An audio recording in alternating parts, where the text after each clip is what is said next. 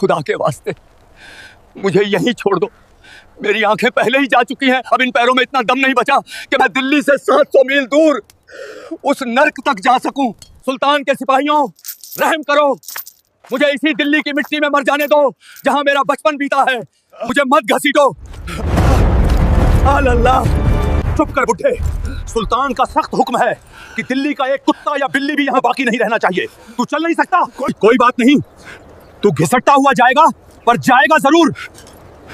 इतिहास की धूल में दबी वो दोपहर आज भी सिसकियां लेती है। कल्पना कीजिए उस मंजर की जब 700 मील का वो सफर खत्म हुआ और वो खूनी काफिला दौलताबाद पहुंचा तो उस अंधे मुसाफिर के शरीर का एक टुकड़ा भी सलामत नहीं बचा था, सिवाय उस एक पैर के जो जंजीर के साथ घिसटता हुआ वहां तक पहुंचा था। ये सिर्फ एक इंसान की मौत नहीं थी, ये खौफ था उस सुल्तान का जिसे दुनिया आज पढ़ा लिखा पागल कहती है। एक ऐसा सुल्तान जिसके लिए इंसान की जान की कीमत शतरंज की एक मामूली गोटी से ज्यादा नहीं थी। उसने अपनी एक सनक के लिए हंसती खेलती दिल्ली को एक ही रात में शमशान बना दिया। पर हम किसी जंग को नहीं बल्कि उस सुल्तान के दिमाग को डिकोड करेंगे जिसने अपनी होशियारी से अपनी ही सल्तनत को बर्बाद कर दिया। तैयार हो जाइए, क्योंकि मोहम्मद बिन तुगलक की ये कहानी आपकी रूह कंपा देगी। दौलताबाद की उन पथरीली सड़कों पर जो लहू बहा, उसकी साजिशें बहुत पहले दिल्ली के शाही महल में रची जा चुकी थीं। मोहम्मद बिन तुगलक, ये नाम सुनते ही आज भी लोग सोच में पड़ जाते हैं। वो कोई अनपढ़ या जाहिल लुटेरा नहीं था,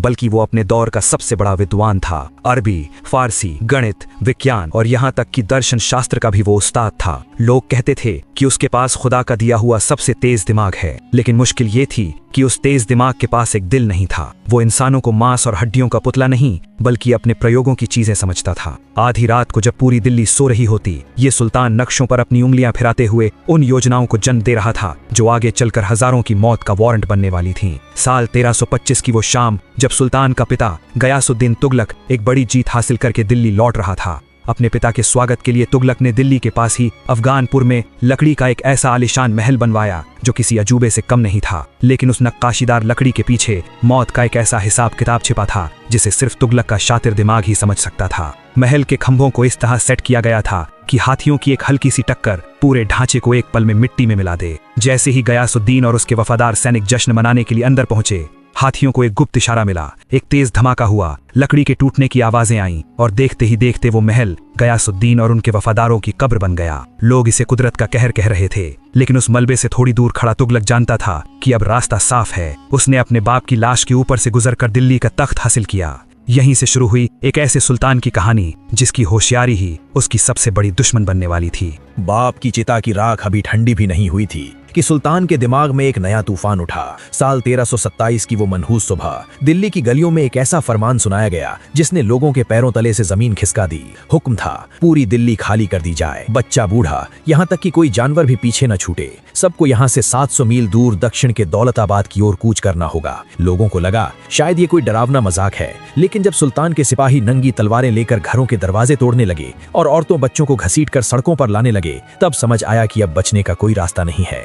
सुल्तान का तर्क था कि दिल्ली पर हमलों का खतरा है, लेकिन उसे ये नहीं पता था कि मिट्टी से जुड़ी जड़ें उखाड़ने पर इंसान अक्सर दम तोड़ देता है। 700 मील का वो रास्ता जो दिल्ली को दौलताबाद से जोड़ रहा था, देखते ही देखते दुनिया का सबसे लंबा कब्रिस्तान बन गया। कल्पना कीजिए जून की उस झुलसा देने वाली गर्मी की, जहां आसमान से आग बरस रही थी और पैरों के नीचे जलती हुई रेत थी। पानी की एक एक बूंद के लिए लोग तरस रहे थे। सुल्तान की सनक इस कदर थी कि वो खुद ऊंचे टीलों पर बैठकर इस तबाही को देखता और कहता कि ये उसकी सत्ता की ताकत है। इतिहासकार लिखते हैं कि जब एक घर में एक लकवाग्रस्त आदमी मिला जो चल नहीं सकता था, तो सुल्तान ने उसे वहीं नहीं छोड़ा बल्कि उसे गोफन में रखकर हवा में उड़वा दिया। रास्ते के दोनों तरफ हजारों माताओं की गोद में उनके बच्चे भूख और प्यास से पत्थर हो गए, लेकिन रुकने की इजाजत किसी को नहीं थी। जो थक कर गिरता, सुल्तान के घुड़सवार उसे वहीं खत्म कर देते।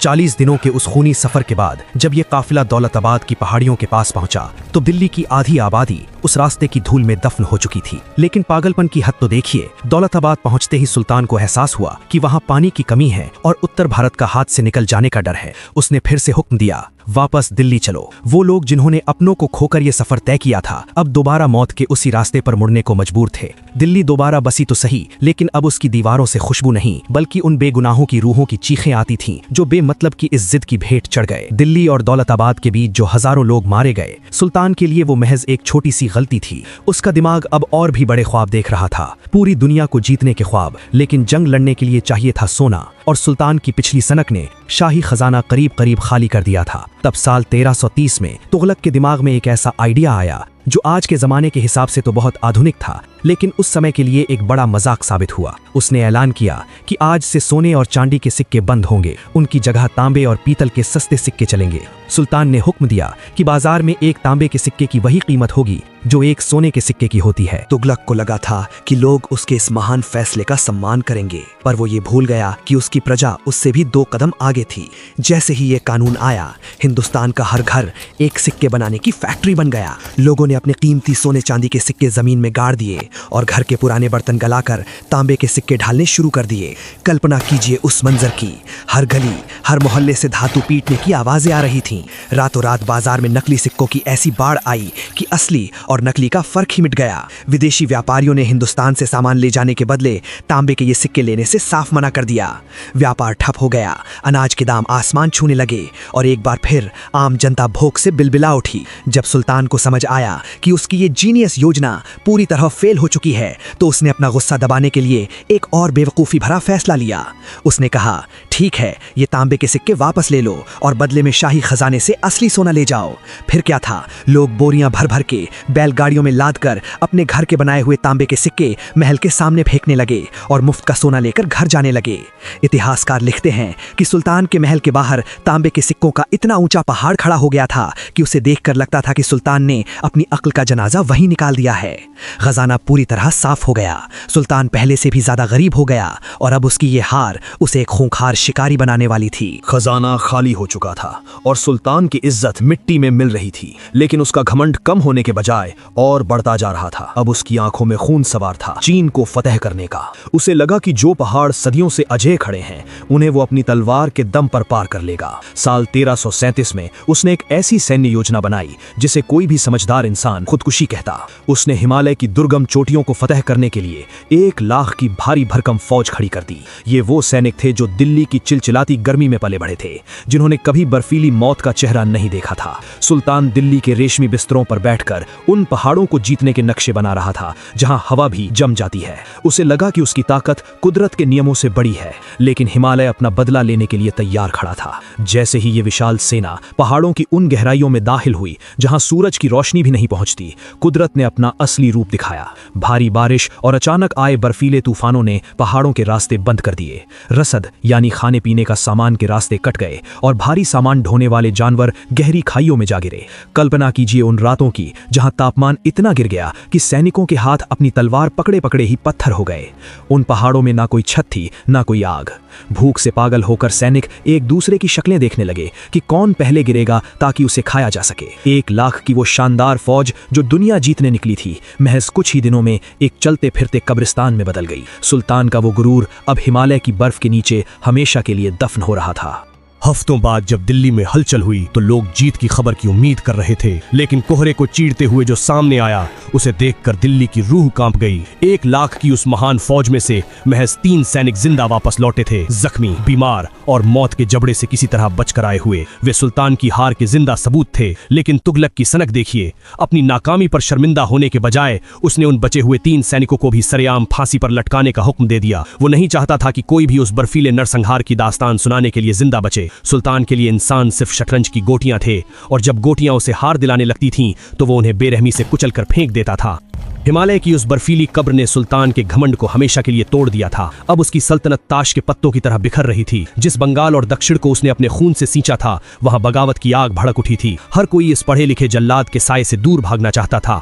साल 1351 सिंध के तपते रेगिस्तान में विद्रोहियों का पीछा करते हुए सुल्तान के शरीर ने जवाब दे दिया। जिस सुल्तान ने कभी पूरी दुनिया को अपनी मुट्ठी में बंद करने का ख्वाब देखा था, आज वो एक मामूली फटे हुए तंबू में पड़ा अपनी आखिरी सांसें गिन रहा था। कहते हैं कि उन आखिरी घड़ियों में सुल्तान को नींद नहीं आती थी। जैसे ही वो आंखें मूंदता, उसे उन हजारों लोगों के चेहरे दिखाई देते जिन्हें उसने अपनी सनक की भेंट चढ़ा दिया था। उसे वो अंधा मुसाफिर याद आता जिसे उसने दिल्ली की सड़कों पर घसीटा था। उसे वो बेगुनाह किसान याद आते जो तांबे के सिक्कों के चक्कर में भूखे मर गए थे। 20 मार्च 1351 की वो काली रात, जब रेगिस्तान की सर्द हवाओं ने सुल्तान मोहम्मद बिन तुगलक की आखिरी हिचकी सुनी। वो शख्स जो खुद को खुदा का साया कहता था, आज मिट्टी के एक ढेर में बदल चुका था। जैसे ही उसकी मौत की खबर दिल्ली पहुंची, वहां मातम नहीं मनाया गया, बल्कि लोगों ने एक दूसरे के गले लगकर खुशियां मनाई। हफ्तों बाद दिल्ली की माओं ने चैन की नींद ली, क्योंकि अब उनके बेटों को किसी बर्फीले पहाड़ पर मरने के लिए नहीं भेजा जाएगा। इतिहासकार बदायूनी ने उन चंद शब्दों में इस पूरी दास्तान को समेट दिया जो आज भी इतिहास के पन्नों पर गूंजते हैं।